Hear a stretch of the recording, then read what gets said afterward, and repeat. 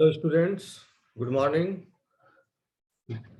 We have started with this topic, origin of animals, that is metazoa and characteristics of animal body organization. तो पहले हम लोग characteristic of animal body organization पढ़ेंगे, उसके बाद origin and evolution of metazoa देखेंगे, तब आपको समझने में आसानी होगी। ठीक है। इन द लास्ट क्लास जो कि लाइव था 5-7 मिनट का ही था, उसमें हम लोगों ने टाइम लाइन देखा था कि कैसे क्या किस किस टाइम पर कौन कौन सा उत्पत्ति, उसको फिर से बाद में हम लोग देखेंगे। पहले हम लोग characteristics of animal body organization पढ़ लेते हैं। ओके, सो आपको पता है कि पहले 2 किंगडम क्लासिफिकेशन दिया गया था, जिसमें एक का नाम है प्रोटोजोआ, दूसरे का नाम मेटाजोआ। लेकिन ये बाद में रिजेक्ट कर दिया गया and it was replaced with the 5 kingdom classification, but still Metazoa term and protozoa term is used. Metazoa is for multicellular organisms or animal, multicellular organism, particularly animals. Animal के लिए Metazoa use करते हैं as a synonym. तो पहले body plan को समझते हैं कि एनिमल्स के पास 4 तरह के बेसिक बॉडी प्लान है, मास्टर बॉडी प्लान है। 4 types of master body plan is there. किसके पास? मेटाजोआ के पास। पहला यूनिसेलुलर प्लान,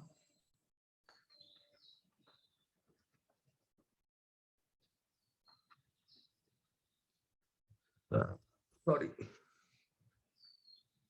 मेटाजोआ को नहीं कहिए, मेटाजोआ एंड प्रोटोजोआ दोनों को मिला के, क्योंकि प्रोटोजोआ के पास यूनिसेलुलर बॉडी प्लान है। तो इसको उम्मीद कर देते हैं लाइन को।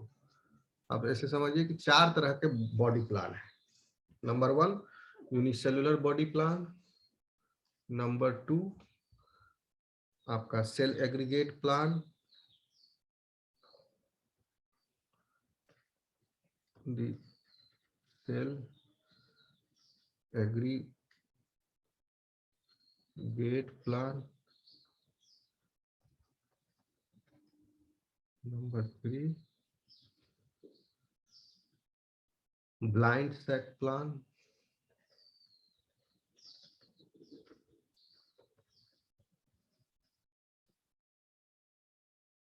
and tube within tube body plan.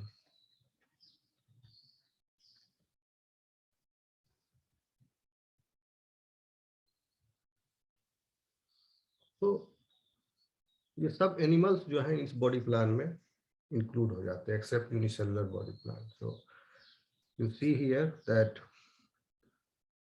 protozoans fall into first category. Okay, protozoan fall into first category and the rest 3 structural plants are belonging to metazoans.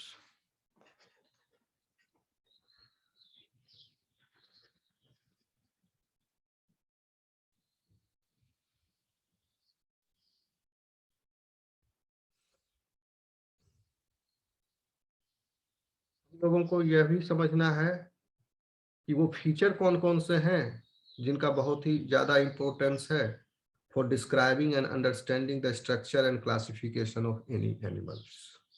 इसी टॉपिक के अंदर characteristics of animal body organisation. तो वो characters जिसके आधार पर ये मेटाजोन्स को differentiate करते हैं। क्लीवेज, वो ये है cleavage patterns,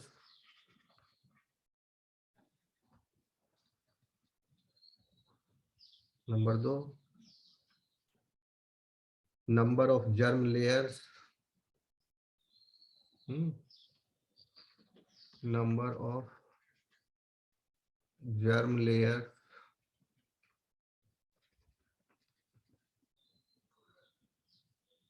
body symmetry,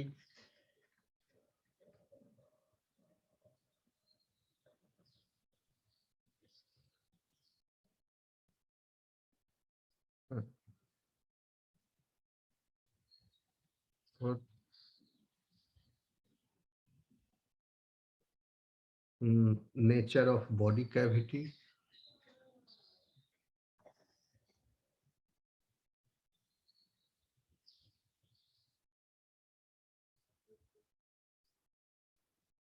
segmentation,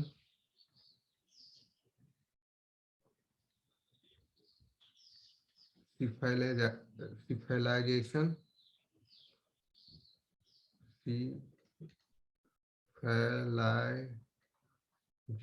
यानी हेड का फॉर्मेशन, ये सब कैरेक्टर के आधार पर, और भी कैरेक्टरिस्टिक्स हैं लेकिन ये फंडामेंटल कैरेक्टरिस्टिक्स हैं जिसके आधार पर मेटाजोन्स को ग्रुप किया गया है। पहले आप लेवल्स ऑफ बॉडी ऑर्गेनाइजेशन समझिए। तो बॉडी ऑर्गेनाइजेशन के ये प्लान हुए,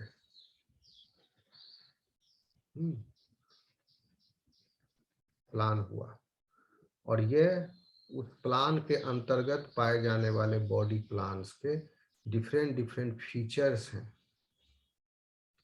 किसी में ये फीचर प्रेजेंट होगा, किसी में 2-3 प्रेजेंट होगा, किसी में कुछ होगा।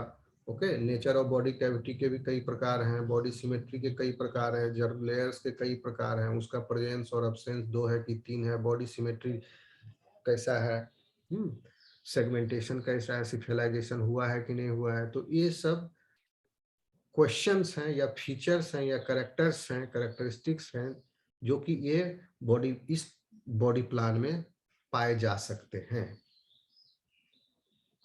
ठीक है, तो लेवल्स का मतलब क्या है, मतलब बॉडी ऑर्गेनाइज किस तरीके से है। ये तो फीचर्स हो गए। ये फीचर कौन प्रदान कर रहा है? बॉडी। बॉडी में क्या है? Cells, tissues, organs, organ systems body के अंदर फिजिकली प्रेजेंट है। तो उन cells, tissues, organ and organ system present हैं या नहीं है? सेल्स तो कम से कम होंगे ही तभी बॉडी है। तो किस लेवल का बॉडी ऑर्गेनाइजेशन है? क्या उसमें सिर्फ सेल ही है, अकेला सेल है, कई सारे सेल हैं, कई सारे सेल मिल करके एक स्पेशल टाइप ऑफ एग्रीगेट बनाया जिसको टिश्यू कहते हैं? क्या टिश्यू ही है? कई सारे टिश्यू मिल करके एक ऑर्गन का निर्माण करते हैं फॉर ए स्पेशलाइज्ड फंक्शन। क्या ऑर्गन्स उसमें प्रेजेंट हैं? Those tissues have grouped together to perform a single function, whether this has happened or not. Okay, many organs come together and perform single function. They say digestion. So in digestion, many organs, stomach, intestine, like this, they are there. So based upon the complexity of the animal, these levels are there. इसको समझने के लिए आप समझिए कि जैसे chemistry में आप पढ़े होंगे या आप रिकॉल कीजिए, मैटर, एनालॉजी से समझा रहे हैं। मैटर जो है, पदार्थ का स्मॉलेस्ट स्ट्रक्चरल यूनिट क्या है? सब एटॉमिक पार्टिकल, जैसे कि इलेक्ट्रॉन, न्यूट्रॉन, प्रोटॉन, ये सब। तो many electrons, protons and neutrons मिल करके लार्जर यूनिट जिसका नाम एटम है, एटम बना। इन सब एटॉमिक पार्टिकल के समूह से, कॉम्बिनेशन से एटम बना। एटम के कॉम्बिनेशन और समूह से कंपाउंड बनते हैं। ये लेवल्स हैं, इस समझाने के लिए आपको बता रहे हैं। कंपाउंड्स बनते हैं, बहुत तरह के कंपाउंड्स का कॉम्बिनेशन मिल करके आपका कॉम्प्लेक्सेज ऑफ कंपाउंड बनाते हैं,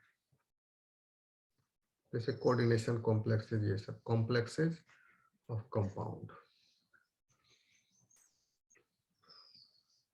इसको पिरामिड में आप लगाइए अगर,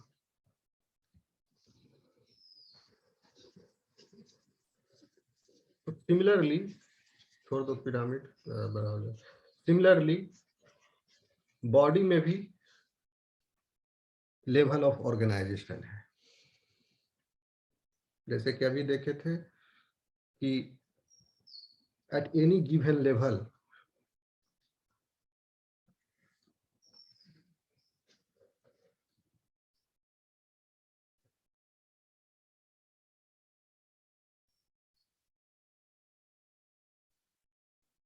सब एटॉमिक पार्टिकल पिरामिड में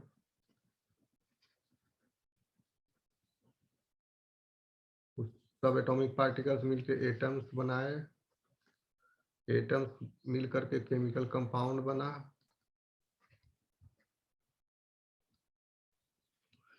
बहुत सारे केमिकल कंपाउंड मिलकर कॉम्प्लेक्सेज ऑफ केमिकल कंपाउंड। आ रहा है समझ में student? So at any given level, for example, if you take this atom, all lower level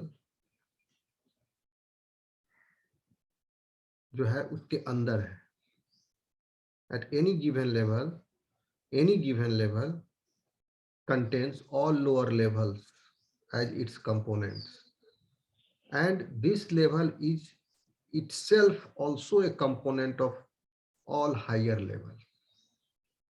कहने का मतलब हुआ कि जैसे एटम है तो एटम के अंदर सब एटॉमिक पार्टिकल्स हैं as its component, but atoms are themselves components of chemical compounds।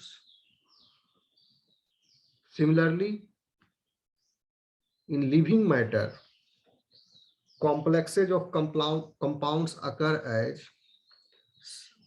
submicroscopic and microscopic bodies called organelles, and these organelles are capable of carrying on a specialized function within cell।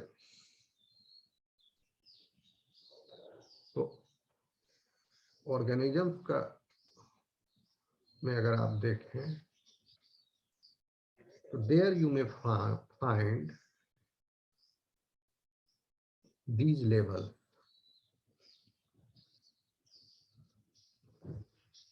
So the organisms made up of just one cell are the simplest one and most primitive creatures। So these are unicellular organisms। तो simple से complex की तरफ जाते हैं animals में। तो simplest one the unicellular organisms, their level of body organization is at the lowest and it's called protoplasmic level of body organization। Protoplasmic level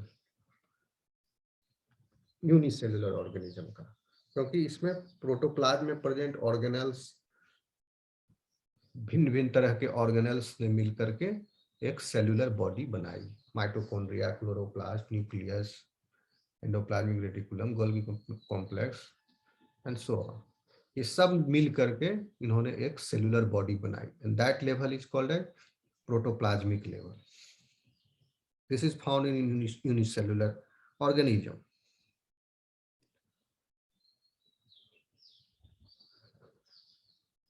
So all the organisms, multicellular organisms, they have evolved from unicellular। all क्या सब unicellular से ही evolve हुए हैं। And as they have evolved from unicellular to multicellular grade, their level of body organization also changed from simple to complex। Level of, इसको लिख लेना ऊपर, level of body organisation, ये हो गया सिंपल,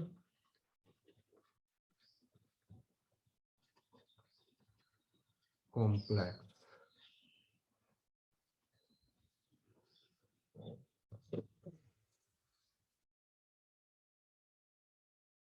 प्रोटोप्लाज्मिक लेवल से कॉम्प्लेक्स हो गया सेलुलर लेवल।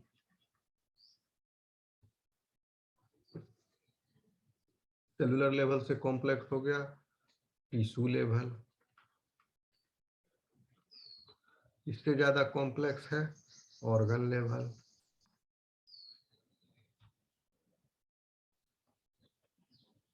इससे भी ज्यादा कॉम्प्लेक्स है ऑर्गन सिस्टम लेवल।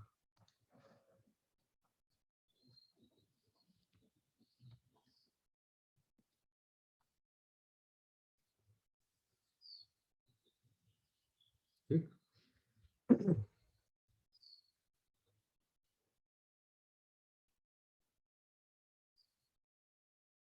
पिक्चर को आप देखिए ध्यान से। प्रोटोप्लाज्मिक लेवल के बाद next level of organization is the cellular level. This cellular level of organization is aggregation of cells. आप कंफ्यूज मत करना कि cellular level of organization means unicellular organism. No. In the body, organization is at the cellular level. Cells have not grouped together there. Special type of cells are present in their body which perform that special function. Okay ऐसा नहीं है कि बहुत सारे cell मिल करके साथ मिल करके एक स्पेशल फंक्शन को कर रहे हैं। अगर बहुत सारे सेल्स डिफरेंट एक तरह के सेल्स और या उसका वेराइटी ऑफ सेल्स अगर एक साथ मिलकर एक फंक्शन कर रहे हैं तो वो टिश्यू हो जाता है। जैसे पोरीफेरा में कोइनोसाइट्स है, these are special cells performing special function, but they live independently in the body, okay, in that cell aggregate. So cellular level of body organization is basically an aggregation of cells that are functionally differentiated.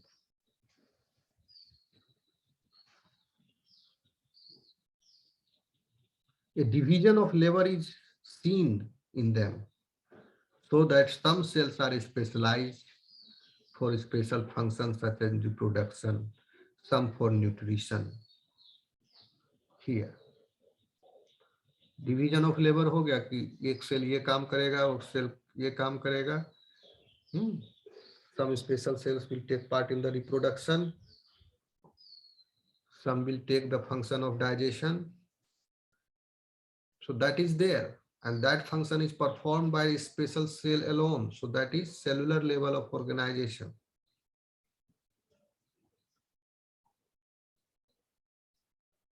इसके example हो गए आपके, इसमें देखा जाता है cellular level, protoplasmic level of organization, ये हो गया आपका सारा प्रोटोजोआ में. लेट्स एग्जाम्पल प्रोटोजोआ में cellular level of organization is seen in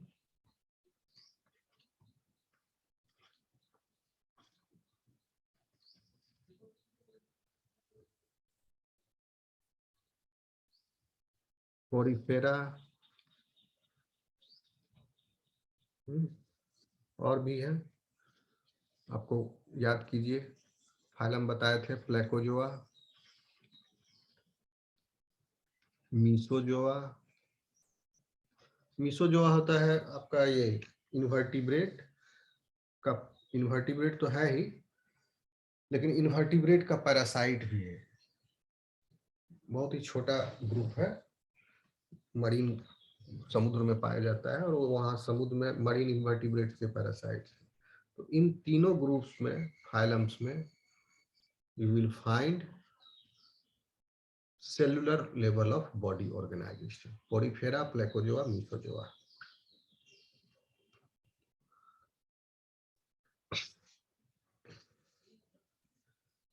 ठीक है.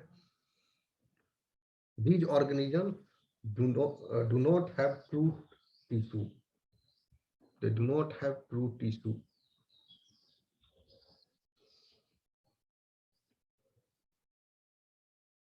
टिश्यू का डिफिनेशन क्या है आप लोग पढ़े हो? Tissue is basically a group of cells similar in origin and structure that perform a specific function. So next level of organization is tissue level of organization, body organization. And this can be seen in coelentrates.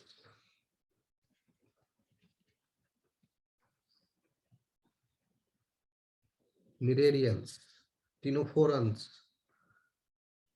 these are made up of germ layers. क्योंकि tissue आ गया तो germ layer भी आएगा. These are germ layer खुद एक tissue है और उस टिश्यू से टिश्यू लेवल ऑफ ऑर्गेनाइजेशन आया तो वह टिश्यू की उत्पत्ति कहां से होगी? जर्म लेयर से. जर्म लेयर पहला टिश्यू बना जर्म लेयर टिश्यू डेवलपमेंट में आफ्टर फर्टिलाइजेशन, और फिर उस जर्म लेयर से different types of tissues will arise. Okay, so germ layer इसमें डिप्लोब्लास्टिक है, आपको पता है. तो these animals are made up of, जिसमें टिश्यू लेवल ही है सिर्फ एक्टोडर्म एंड एंडोडर्म. डिप्लोब्लास्टिक है. तो ectoderm forms epidermis and endoderm forms gastrodermis. Jellyfish belong to Coelenterata, so it shows tissue level of organization. Okay, इसमें एक excellent example है Coelenterates, Cnidarians. They have nerve nets. Nerve net. So nerve net is a tissue which is performing a special function. Okay, it is not part of an organ. It is performing a special function in the nervous system. It is forming the nervous system of this animal. तो इनके पास हो गया tissue level of organisation.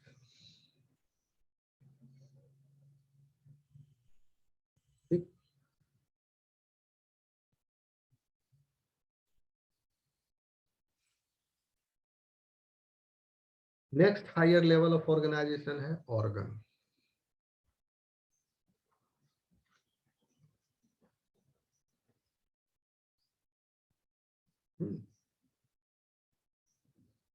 Organ किसको कहते हैं?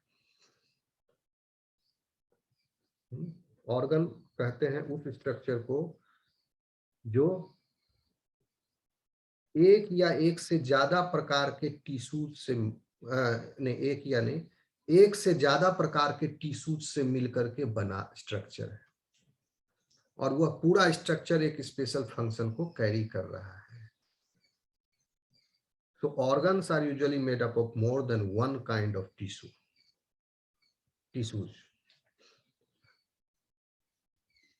And this is seen in, again, Cnidarians, Coelentrates.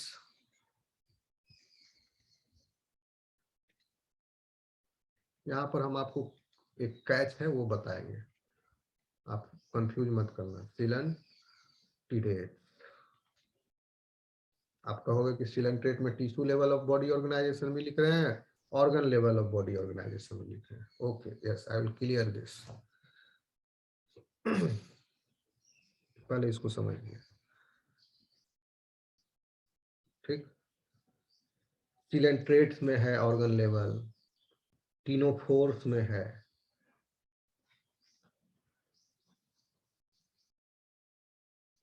Platyhelminthes में भी देखने को मिलता है organ level.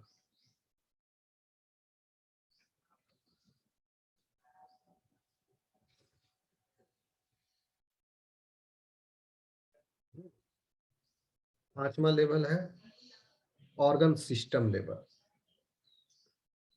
Organ system level कहते हैं when organs work together to perform a specific function we have the highest level of body organization, that is the organ system level of body organization, and these systems are associated with some basic body functions. So this type of body organization is seen for the first time across the phyla in Platyhelminthes. आप देखोगे यहाँ पर overlap है helminths.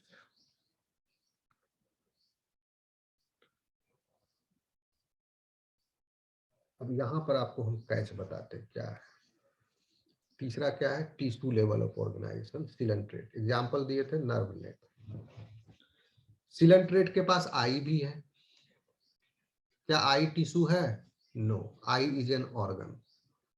तो coelenterates have organ level of organization too. That's why I have placed here that or in organ level, coelentrates show organ level of body organization too. तो coelentrate jellyfish के पास tissue level है body organization, organ level of भी body organization है। तो coelentrate को हम चूंकि ऑर्गन लेवल है तो ये कॉम्प्लेक्स है, तो इसलिए कहेंगे organ level of body organization coelentrate में पाया जाता है। लेकिन उसमें टिश्यूज भी है जो कि स्पेशल फंक्शन अकेले कर रहे हैं। जैसे हमारे बॉडी में भी पैंक्रियाटिक आइलेट्स ऑफ लैंगरहान्स, क्या काम है उसका? वो ऑर्गन है आइलेट्स ऑफ लैंगरहान्स? नो, क्या है? स्पेशल सेल्स है। ठीक है, तो हम कहेंगे कि cellular level of body organisation भी है हमारे अंदर, tissue level of body organisation भी है हमारे अंदर, सेलुलर ऑर्गन लेवल भी है। आई हमारे पास है, क्या आई किसी ऑर्गन सिस्टम का पार्ट है? आई ऑर्गन अकेला विजन का काम कर रहा है, विजन में फोटो काम कर रहा है। तो आई ऑर्गन हमारे पास organ level of body organisation भी है। And this eye is connected to nervous system, we have organ system level of body organisation. तो हाईएस्ट वाला जो है वो हम लोग कहते हैं। तो हाईएस्ट, जैसे एटम्स के पास सब एटॉमिक पार्टिकल्स भी हैं, but atom is part of chemical compound. तो हायर लेवल ऑफ, इससे हायर लेवल में जाएंगे तो वो उसका पार्ट भी है, और लोअर लेवल कंसीडर करेंगे तो लोअर लेवल के जो लेवल्स हैं वो इसका पार्ट है। समझो कैसे? Atoms are part of chemical compound, atom itself. So this level is part of the higher level. Okay, but in this level, lower levels are included. So in coelentrates, we see tissue level of body organization and organ level of body organization. In coelentrates, we do not see organ system level of body organization. उसी तरह Platyhelminthes में देखिए, platyhelminthes में organ level of body organisation भी है, organ system level of body organisation भी है। Platyhelminthes में आईज भी है और डाइजेस्टिव सिस्टम भी एग्जिस्ट कर रहा है। ठीक,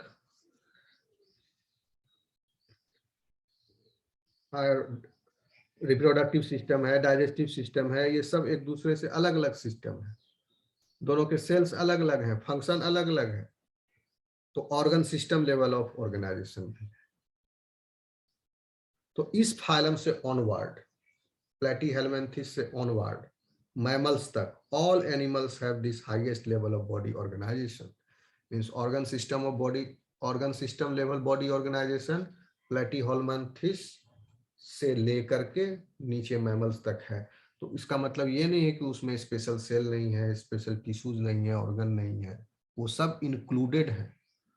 और साथ ही साथ यह ऑर्गन सिस्टम भी पाया जाता है उनमें।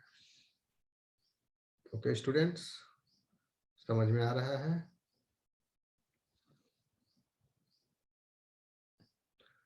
Now we will list out some characteristics of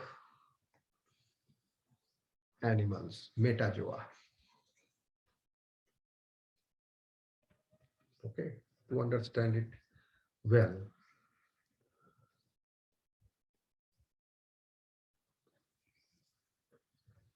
As you know that unicellular protozoans are highly versatile and they are successful organisms that show remarkable organization and division of labor. But that labor is confined within single cell. जैसे mitochondria is performing ATP synthesis. Chloroplast is doing photosynthesis. So you can say division of labor is there. Mitochondria दोनों काम नहीं कर रहा है, ATP synthesis और photosynthesis. Photosynthesis के लिए अलग है, एटीपी सिंथेसिस के लिए अलग है, और भी इसी तरह और अलग अलग फंक्शन के लिए अलग अलग ऑर्गेनेल्स हैं. क्योंकि यूकैरियोट से फिर मेटाजोआ इवॉल्व हुआ है. ओके, वो पर हम आएंगे. तो यूकैरियोट्स में सब सेलुलर ऑर्गेनेल्स हैं, तो वहां डिवीजन ऑफ लेबर है ऑर्गेनेल्स के बीच में.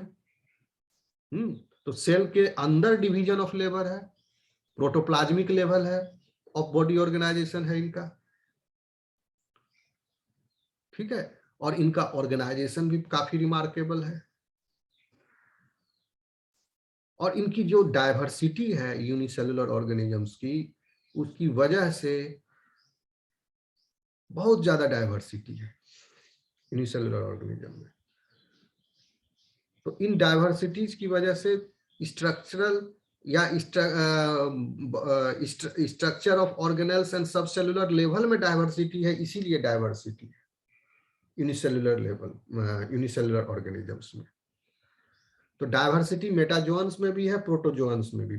कोई एक तरह का प्रोटोजोन तो है नहीं, कई तरह का प्रोटोजोन है. इनफैक्ट प्रोटोजोआ में मेटाजोआ से ज्यादा डाइवर्सिटी है.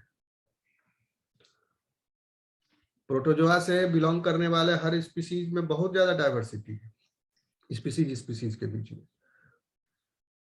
ठीक है, and it is almost impossible to characterize each of this. तो metazoa or the multicellular organisms have achieved the structural diversity by varying their cells. Protozoa में जो डाइवर्सिटी है वो उसके ऑर्गेनल्स अलग अलग प्रकार के और अलग अलग स्ट्रक्चर के होने की वजह से डाइवर्सिटी. लेकिन मेटाजोआ में डाइवर्सिटी है अलग अलग तरह के सेल के होने की वजह से, अलग अलग सेल से अलग अलग तरह के सेल्स होने की वजह से डाइवर्सिटी. अलग अलग तरह के सेल में अलग अलग तरह के ऑर्गेनेल्स हैं. ठीक है, and those cells have become specialized to perform different functions. अलग अलग तरह के ऑर्गेनेल्स अलग अलग तरह से अरेंज्ड है अलग अलग तरह के सेल में. तो मेटाजोआ के सेल्स इंडिपेंडेंटली एग्जिस्ट करने में इनकेपेबल है. They are interdependent upon each other. They are dependent on each other. Okay, क्योंकि they are cells have got the specialized function. तो उस स्पेशल फंक्शन वाले सेल को अगर अकेला रख दें तो वो उसके अदर फंक्शंस जिसके लिए वो डिपेंडेंट है, अदर स्पेशलाइज्ड सेल्स, वो कहां से पूरा होगा. जब एक ही सेल हर तरह का काम कर रहा है यूनिसेलुलर ऑर्गेनिज्म में, वो अकेला रह सकता है. लेकिन मल्टी सेलुलर ऑर्गेनिज्म का एक सेल, जैसे हम एक नर्व सेल या कोई एक ग्लैंडुलर सेल आप निकाल के अलग से रख दीजिए फ्रॉम इट्स माइक्रो एनवायरनमेंट. उन माइक्रो एनवायरनमेंट में इसके सराउंडिंग में other type of cells were present. This cells were dependent on this cell were dependent upon that. So in combination they were existing. अगर इनको सेपरेट आउट कर दें तो they will die, क्योंकि other function के लिए वो अदर सेल पर डिपेंडेंट है, वो पूरा नहीं होगा. जैसे एक आदमी अगर ऑलराउंडर है तो वो अच्छे से किसी के मदद की जरूरत नहीं पड़ती है उसे, या कम जरूरत पड़ती है या नहीं पड़ती है.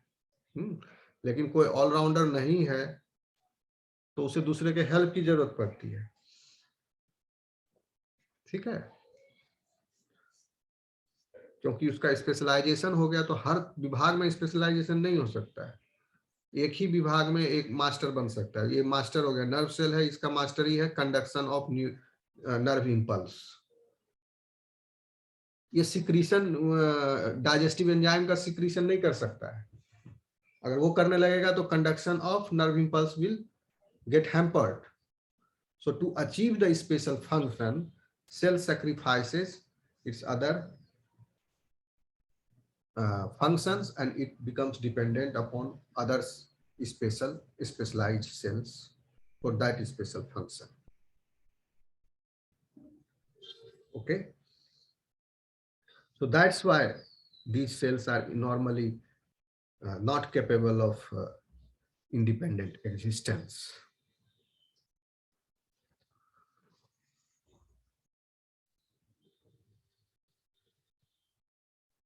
मेटाजोआ के कैरेक्टरिस्टिक्स क्या क्या, जिसके आधार पर हम मेटाजोआ को कैरेक्टराइज करते हैं और उसको वर्गीकृत करते हैं। नंबर 1 अब जान लीजिए, metazoa they have a complex multicellular structural organization. Members of metazoa, आप लिखते जाना, members of metazoa possess a complex multicellular structural organization, जैसे कि which include the presence of tissues, organs and organ systems. Full stop. Members of, फिर से बोल रहे हैं, members of metazoa possess a complex multicellular structural organization which may include the presence of tissues, organs and organ system. Sorry. So in metazoans they have tissues, organs. Metazoans have tissues, organs and organ system.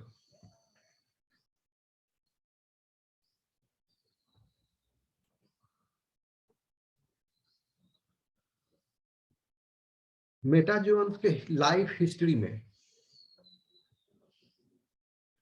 कहां से शुरू हुआ? After fertilization the formation of zygote has happened. Multicellular है, 1 cell stage है, पहले था, इससे 2 cell बनेगा, फिर 2 से 4, 4 से 8, 8 16, 32, 64, 128, इस तरह से डिवीजन होके बॉडी का साइज धीरे धीरे बढ़ता है। तो मेटाजोन के लाइफ हिस्ट्री में जब एक फर्टिलाइज होता है, they pass through blastula stage in the course of their early embryonic development before changing into the adult. ऐसा नहीं है कि एडल्ट जो है बहुत सारे सेल पहले अलग अलग थे दूर दूर, वो सब मिलके आके जुड़ गए और तब एडल्ट बना। नो, लाइफ स्टार्ट हुआ 1 सेल से और उस 1 सेल के ही सारे सेल्स डॉटर सेल्स हैं। आपके बॉडी में जितने भी सेल्स हैं वो सेल्स जो हैं डॉटर सेल्स हैं इम्ब्रियो के, वो सब इम्ब्रियो से ही डेराइव हुए, एक ही सेल से। और बीच में बहुत सारे डेवलपमेंटल स्टेजेज आए, मोरुला, ब्लास्टुला, न्यूरुला, इस तरह से। तो आप लिखोगे they have blastula stage. Complete line इस प्रकार से होगा, in the life history of metazoans a fertilized egg passes through a blastula stage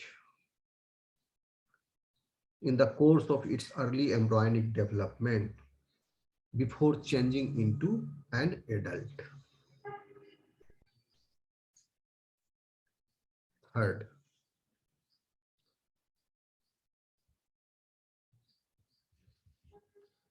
क्योंकि मेटाजोन्स मल्टीसेलुलर हैं, उनका बॉडी साइज रिलेटिवली लार्ज है, यूनिसेलुलर से, प्रोटोजोन से तो नेचुरली उनका न्यूट्रिशनल रिक्वायरमेंट जो है वो ज्यादा होगा प्रोटोजोअन से, और उनको अपना फूड सर्च करना पड़ेगा। इसी वजह से you see locomotion in metazoans highly developed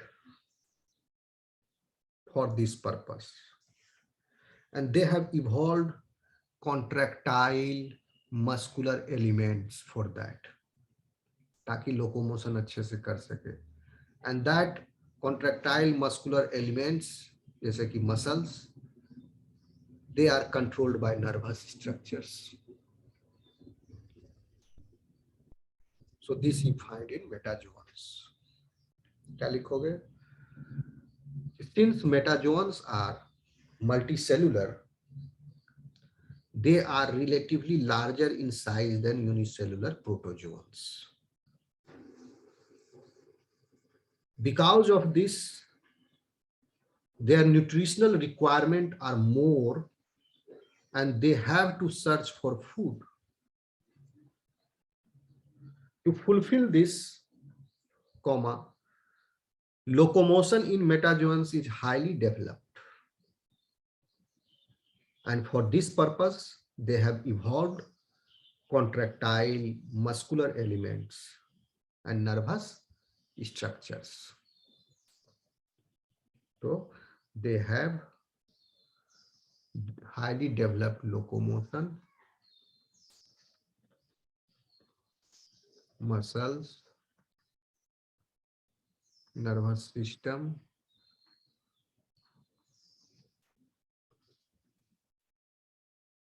और इसका कारण भी बता दिए लोकोमोशन क्यों है। लोकोमोशन इसलिए है तो बॉडी बड़ा है, खाना ज्यादा चाहिए, तो उसको ढूंढना पड़ेगा। एक जगह बैठा रहेगा तो मिलेगा नहीं ना, उसको खोज खोज के लेना पड़ेगा, और जब खोजेगा तो उसको चलने फिरने के लिए, लोकोमोशन के लिए मसल की आवश्यकता होगी, मस्कुलर एलिमेंट की, जो ऐसा एलिमेंट जो कॉन्ट्रैक्ट कर सके, रिलैक्स कर सके, तब वो चल पाएगा या एक जगह से दूसरी जगह जा पाएगा। और उसको कंट्रोल करने के लिए नर्वस सिस्टम होना चाहिए। तो इस प्रकार से इसका इवोल्यूशन हुआ।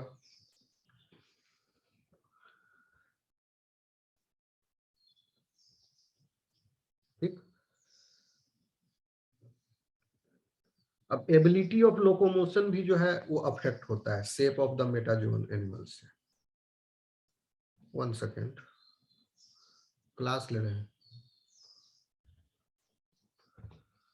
Ability of locomotion has influenced the shape of the metazoan animal, और उसकी वजह से उस लोकोमोशन अगर सिमेट्री नहीं होगी बॉडी में तो लोकोमोशन नहीं कर पाएगा। पूरी फेरा में देखिए एसिमेट्रिकल बॉडी है, उसमें लोकोमोशन नहीं है। तो लोकोमोशन के लिए बॉडी का सिमेट्रिकल होना जरूरी है। रेडियली सिमेट्रिकल था लोकोमोशन में, डिफरेंट तरह का लोकोमोशन वो था उसमें। बायलैटरली सिमेट्रिकल है बॉडी, और ज्यादा लोकोमोशन एडवांस हो जाएगा उसमें। तो देयर एबिलिटी क्या लिखोगे कि चौथा में, the ability of locomotion has influenced the shape of the metazoan animals.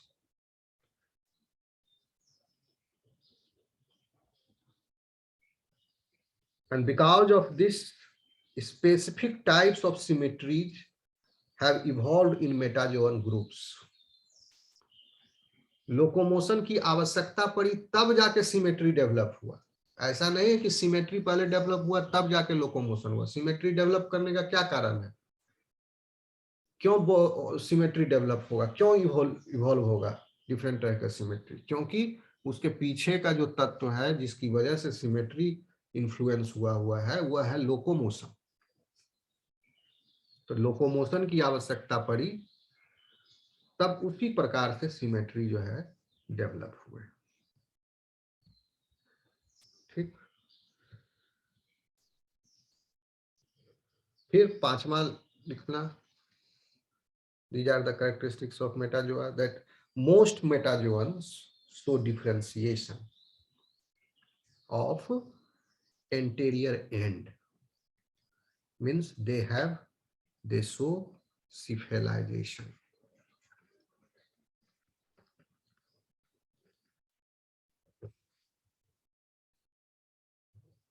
So metazoans show cephalization. Cephalization means anterior end of the body is differentiated.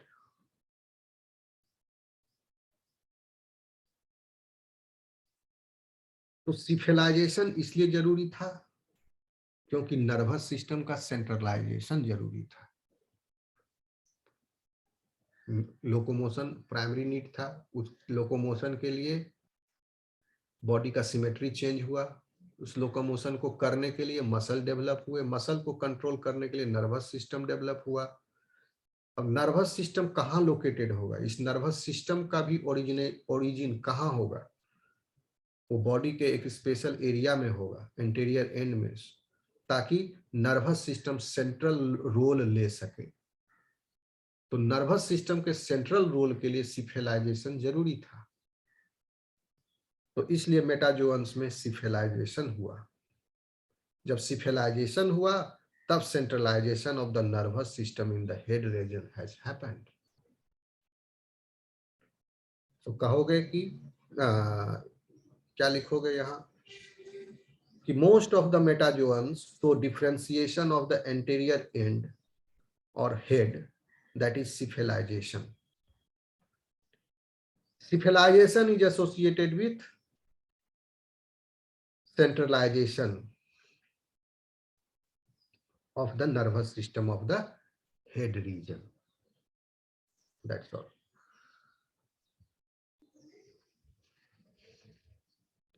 तो इन सब वजहों से these are the shared characteristics of the metazoans. सारे मेटाजोन्स के पास ये सब characteristics हैं, almost all सबके पास। इनमें बॉडी सिमेट्री है, लोकोमोशन है, मसल, जो अभी सब बताया। लेकिन इन सब के अलग अलग प्रकार हैं। जैसे बॉडी सिमेट्री के कई प्रकार हैं, लोकोमोशन के कई प्रकार हैं, डेवलपमेंट ब्लास्टुला तो सिर्फ बोल दिए जनरल, उसमें भी कई प्रकार हैं। टिश्यूज, ऑर्गन्स और ऑर्गन सिस्टम्स के कई प्रकार हैं। उन प्रकारों के आधार पर, उनके ऑर्गेनाइजेशन के कई प्रकार हैं, उन प्रकारों के आधार पर, बॉडी सिमेट्री के आधार पर, उनके बॉडी प्लान के आधार पर, बॉडी प्लान चूंकि डिफर कर जाता है, सिमेट्री कैसा है, इंटरनल ऑर्गेनाइजेशन कैसा है, डेवलपमेंटल पैटर्न कैसा है, उनका मोड ऑफ फॉर्मेशन कैसा है बॉडी कैविटी का। तो all metazoans share some characteristic features, भले ही, लेकिन उनका बॉडी प्लान डिफर कर जाता है। सिमेट्री किस प्रकार का है, इंटरनल ऑर्गेनाइजेशन किस प्रकार का है, डेवलपमेंटल पैटर्न किस प्रकार का है, and their mode of formation of body cavity कैसा है, ये अलग अलग तरह के। And these differences provide us a tool for grouping them or organizing them into different phyla. So we will discuss these characteristic features like body plan, symmetry, or internal organization, developmental pattern in the next class. आपको पढ़ना है characteristics of animal body organization, इसी के अंतर्गत ये सब आ जाएंगे। ये सब कैरेक्टरिस्टिक्स हैं एनिमल बॉडी ऑर्गेनाइजेशन के। कौन कौन? सिमेट्री, डेवलपमेंटल पैटर्न, ठीक है, जैसे क्लीवेज किस प्रकार का है, उसमें जर्म लेयर कितना है, बॉडी कैविटी कैसा है, ठीक है, सिफिलाइजेशन और सेगमेंटेशन हुआ है कि नहीं हुआ है, अगर हुआ है तो कैसा है। तो इस प्रकार से डिफरेंट ग्रुप में वो डिफरेंट ग्रुप में उनको डिफरेंट फाइला में इन मेटाजोअन्स को वर्गीकृत किया गया है, क्लासिफाई किया गया है। Okay students, so we will continue in the next class.